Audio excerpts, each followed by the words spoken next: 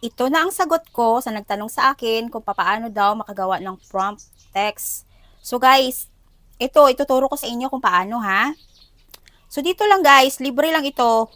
Punta lang po kayo dito sa Google. So ito po yung sikreto ko kung paano makakagawa ako ng sentence.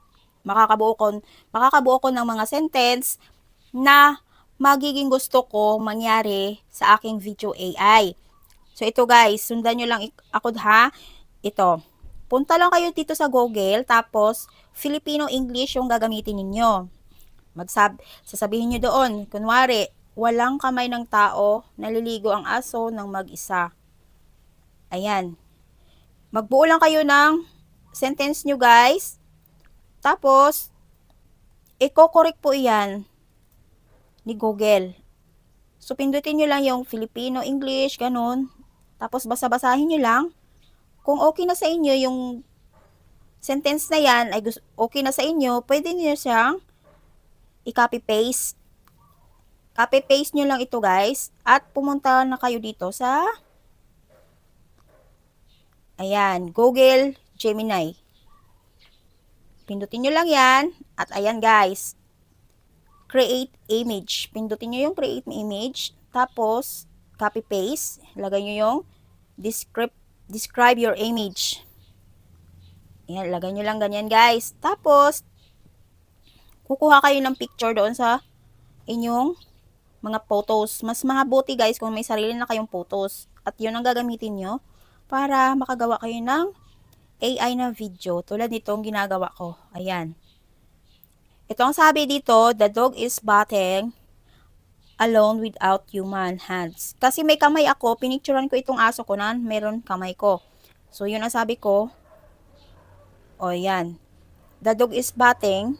Ibig sabihin, naligo yung aso na walang kamay ng tao. So, inalis yung kamay ko, guys. Then, the dog body is full of foam. So, sabi ko, yung katawan ng aso ay puno ng bubbles ng sabon. Yan. So, yan nangyari guys. At, i-okay nyo na. Pindutin nyo na yun. Pag pindot nyo, kasi medyo, mabagal yung internet ko. Kaya, medyo matagal. At, ayan na guys, ang nangyari. Ito na yung lumabas sa picture guys. Ayan.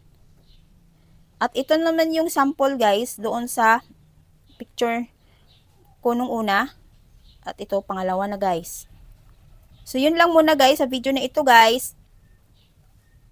Gusto ko lang sabihin sa inyo kung saan ako kumukuha ng tamang sentence.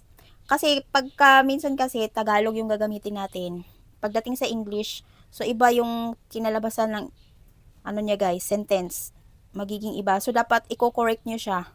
So dapat gumamit kayo ng isang language na siya, i-correct niya into English.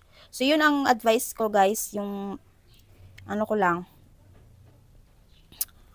yung tips ko na maibigay sa inyo, yun, ang ginagamit ko ay Google lang naman po para makagawa ako ng mga sentence na gagamitin sa prompt text para makagawa ng AI video.